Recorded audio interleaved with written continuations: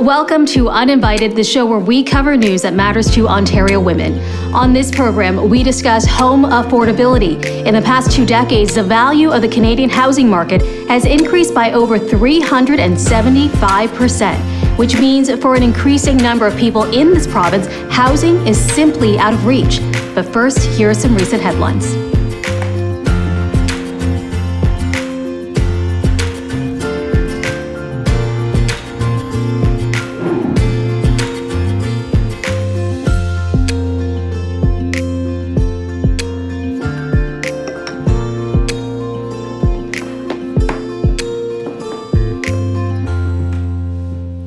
Despite COVID continuing to be a part of our lives, the City of Toronto has officially ended its emergency declaration.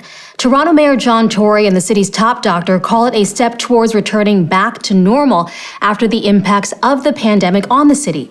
Dr. Jamilla says while this measure is a step in the right direction, she continues to push residents to stay up to date with their COVID vaccinations, including boosters, if residents have yet to get them. John Tory says that if conditions change, the city won't hesitate to act.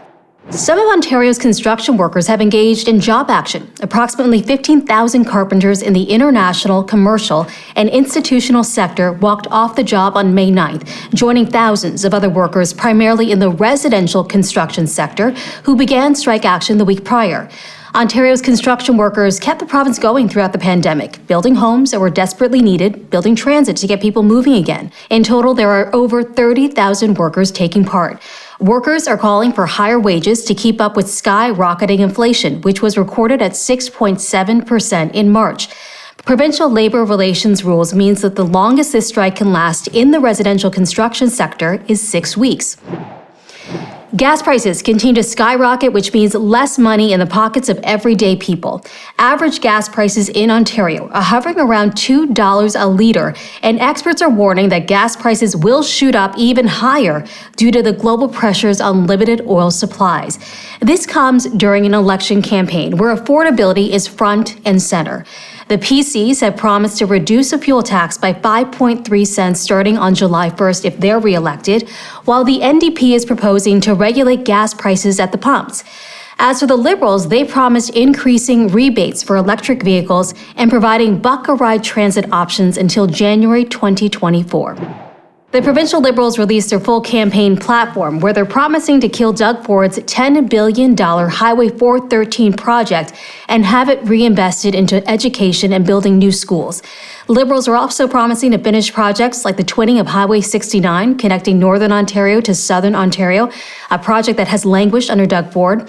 And on housing, the Liberals are promising to create 1.5 million new homes in the next 10 years and create the Ontario Home Building Corporation to help first-time homebuyers. Empty homes would be taxed at 2% of their assessed value for Canadian residents and 5% for non-Canadians. Home inspections would also become a legal right in the bidding process, something that has all but gone away in Ontario's hot housing market, potentially putting buyers at risk with one of their largest purchases of their lives. And that brings us to today's topic, home affordability.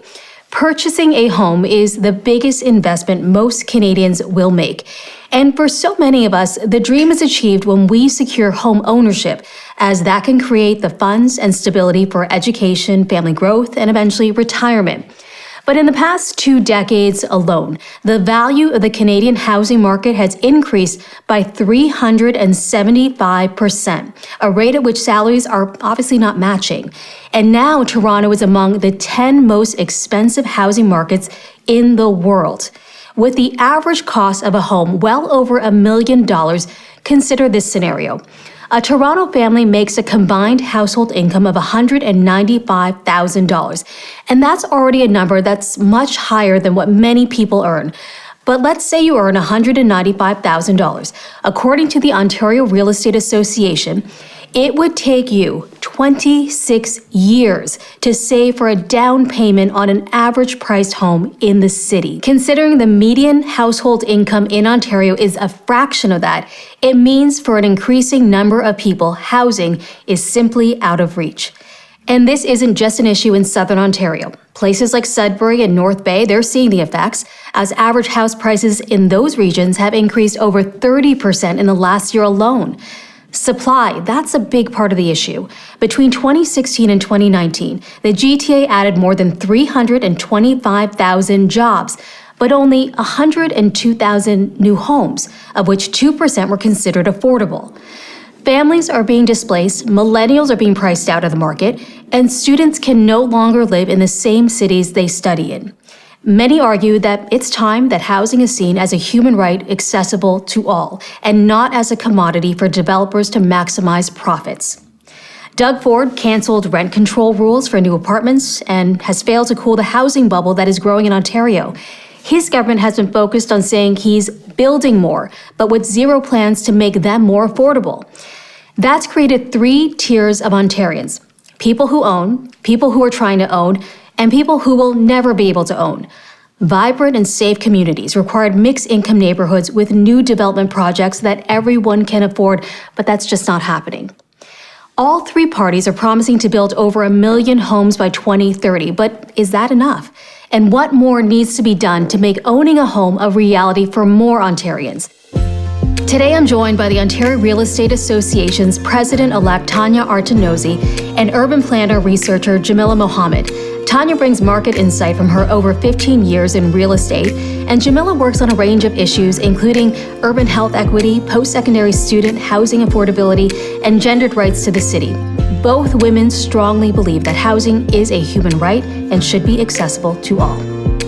Jamilla, Tania, welcome to the show. Thank you so much for being here. Thanks for having me. So why don't we start with you guys telling us a bit about yourselves and what you do? So I'm an urban planner. I work at Urban Strategies right now. I'm a consultant. So what I do is basically provide advice on planning, land use, and housing and affordability. I'm the current 2022 president-elect for the Ontario Real Estate Association, and I'm also a broker-owner of a real estate brokerage in the GTA. This episode is about housing affordability. And so from your perspectives, where are we right now? I think we're in a difficult situation in cities like Toronto, and I think across the country. I think that housing has become unaffordable for a lot of people, and we're seeing that it's impacting a lot of the middle class and upper class individuals who's often had access to housing choice. But we've also seen over the decades that it's really impacted unhoused people, folks living in social housing. Right, it's a province-wide problem. So gone are the days where you could drive until you can afford a property. OREA has really been focused on putting suggestions forward to the government on how to help to alleviate that pressure and what we can do to bring more supply to the market, because that's really what we're looking for in order to bring more affordability and access to housing. Why don't we talk about supply? Jamilla, why don't you start? So I do think that we do need more housing. And I think we need different types of housing. I think we need larger units to accommodate families. I think that we need to think about also the type of tenure, so affordability in terms of the range of affordable options to different homeowners or for renters as well. And I think also we need to increase the social housing supply, which is creating more public housing, nonprofit housing. So it's in terms of actually building the physical homes, but also making sure that the homes are affordable and accessible for a broad range of people. OREA's put forth some recommendations, right? And so one of them is to end the exclusionary zoning, right? So, today you have a lot of these wartime homes in Toronto, and people are purchasing them, tearing them down, and building the mega mansion because it's easier, right? It's easy to get approvals to have that done. But if we could work with government and, reduce that red tape, and instead of putting that mega mansion, putting a triplex, a fourplex, a sixplex, 2-bedroom, 2-bathroom, more room for people to grow in their families. How does exclusionary zoning play into urban planning and affordable housing?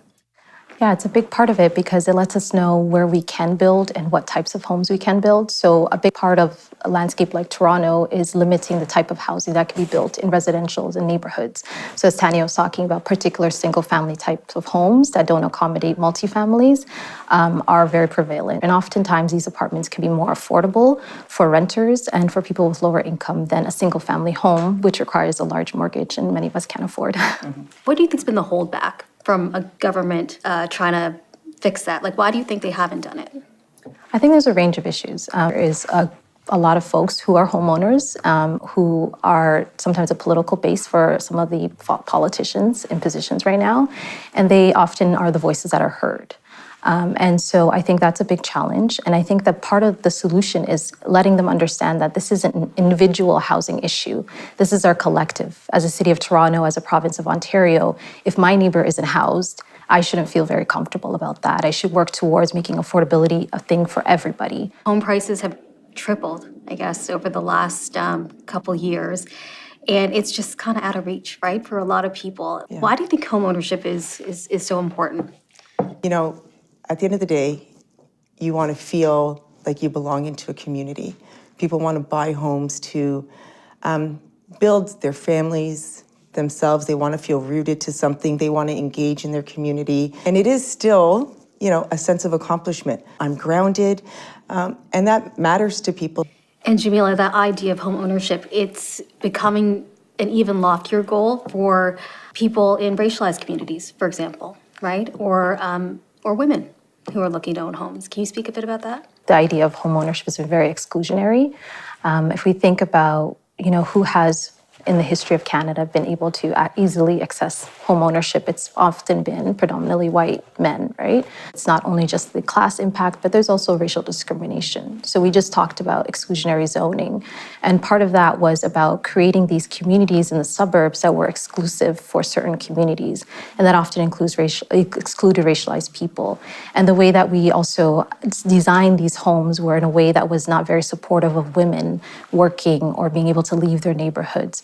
So over time, the idea of home ownership has been very exclusionary. Home ownership does have its benefits in the sense that folks can have something to hold as their own. However, there's probably in my mind, a better way of thinking about decommodifying housing and investing more in social housing. What are the other types of ideas that people need to think about in order to make sure people have access to a home? I think housing is very much connected to also transportation. And it's also in the broader scale when we're thinking about what can our politicians do to help people afford homes. It's also about increasing wages for folks. We also need to see investments in transportation. So when we're creating communities, we're not just building homes and buildings, we're creating complete communities where families have access to parks, community centers, to schools, and they're able to access things within a walking radius. So I think that it has to be very much a holistic approach to housing. And until we see our governments, both all federal, provincial, and municipal governments investing in social housing that accommodates folks living on disability. ODSP doesn't cover enough for rent. We've seen a lot of challenges in the media about that. We know that folks who are newcomers and refugees and immigrants aren't able to achieve that home ownership goal. So we really have to think about increasing our supply. I myself came to Canada as a refugee and benefited from public housing and was able to, go through school not having to worry about the cost of rent for my parents. So I think if we're not also investing in social housing, it can't just be about home ownership or about market-based housing. It has to be also affordable social public housing. So your organization thinks that government has a role to play in trying to help people do that, to achieve that. And do you want to speak a little bit more about what sort of role government should play? We're simply putting out to government that they need to work with communities, local municipalities, to loosen up the red tape and allow for more housing to come to market, but more affordable housing. And that is what's important here. You know, you have the single, newly divorced mother who's got children, right? And they want to stay in their community. They want to make sure their child's life isn't disrupted. If we could bring more triplexes, duplexes, 2-bedroom, 2-bathroom housing where they could move into and rebuild their lives and the lives of their children, we have to help everyone. Housing is for everyone. Everyone deserves a safe place to live. And we want to make sure that we can lobby for those people and get them the proper housing that they deserve. Once we do build these homes, right, there's still going to be these tensions in these communities that are going to be left out as well. So I think that if we do eliminate like exclusionary zoning, I don't think that necessarily addresses the racial discrimination, right? So there has to be some sort of redress or some sort of reparative process that addresses the decades of exclusion that communities have felt as well. I think that, planning plays a big role in this. I think that planners have a lot of potential and want to do good and create these communities that are affordable. And I also think that one of the other things, just thinking about what Tania was saying, is she touched on a really important point. People want to feel safe and comfortable in their homes, and they want to know that this is where they can probably age in place, where they can stay with their children. But that doesn't necessarily have to be in a form of home ownership. That can take multiple different forms. As long as people know that they can, whether they're renters or homeowners, be in community with other people and not have the fear of being kicked out, I think that's a big deal. We have to really think about affordability from the perspective of folks who are unhoused. They are really the most vulnerable population, and that's kind of where we need to start our thinking of how to create affordable housing. Tania, what is your organization's message to whoever may form government? What is your message to them, and what do you hope they hear? And we hope that they will bring more supply, that they will keep, as our OREA message is, keep the dream alive of home ownership. So we hope that they take our ideas that we've presented to them and that they use them and that they try to apply them and lean on us, because we have the data, lean on us to help educate them on how we can, help diverse groups, remove that discrimination, and get people into safe places to live and grow. So, we're hoping that they take what we've presented to them and use it. I hope that the government does a lot more extensive consultation.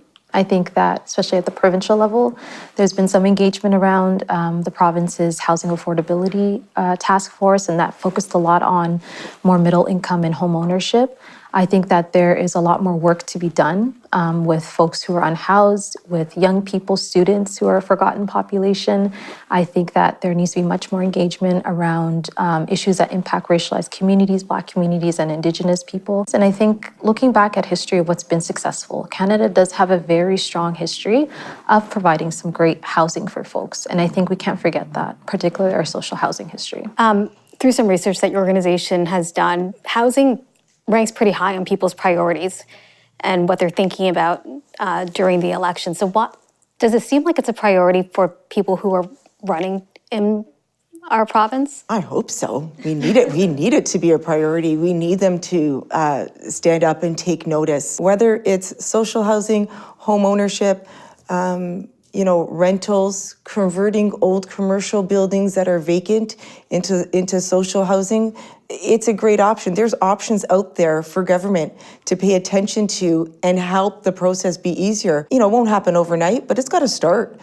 And so, there are options out there. There is information that we can give, and we want them. They need to pay attention and work with us so that we can all move forward together. I often say that we're in a housing crisis for a very long time. I don't think it's something that we've seen, appearing recently.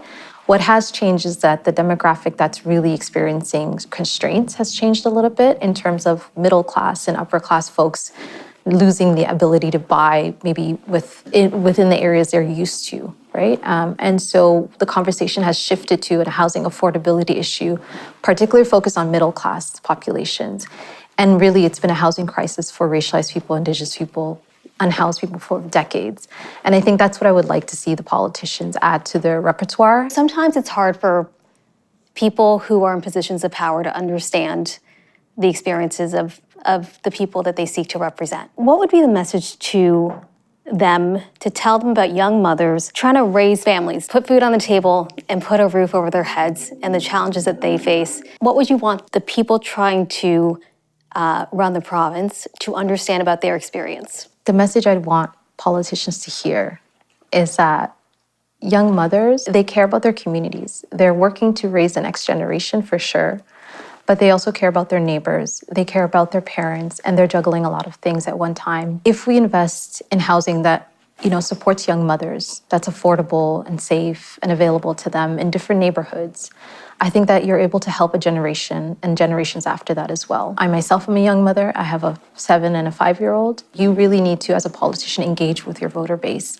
and understand, speak to them, listen to them, and also look back at what's been done before, because there have been women and mothers advocating for housing for a very long time, and they have a message that has been ignored. And so take this upon yourself to implement those changes. If we're speaking to young people who are looking for housing, or they have aspirations of home ownership or living somewhere safe, what would you tell them in terms of advocating for that issue, for themselves, to governments of all levels? Care about your neighbors and care about the people around you and the folks that you don't interact with usually. So when you are mobilizing and organizing together, do it across different racial groups, different ethnicities, through different income classes, so that you do build a broad coalition, and always center the voices of those that are most marginalized and vulnerable, so that when you are bringing your message forward to the politicians, it's speaking from the ground up. And I would tell young people, get involved.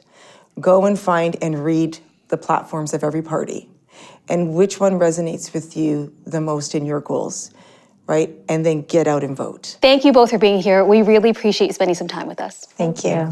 And thank you all for tuning in. This has been Uninvited Working Ontario Women News.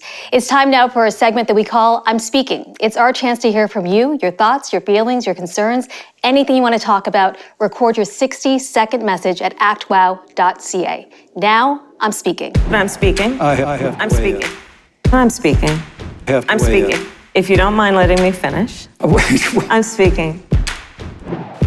I'm Frankie, and Doug Ford and the Doug Ford government are failing patients across the Ontario mental health care system. Access to mental health care should not be exclusive only to those who can afford private health care options. Mental health care is health care and should be universally accessible across all identities and backgrounds.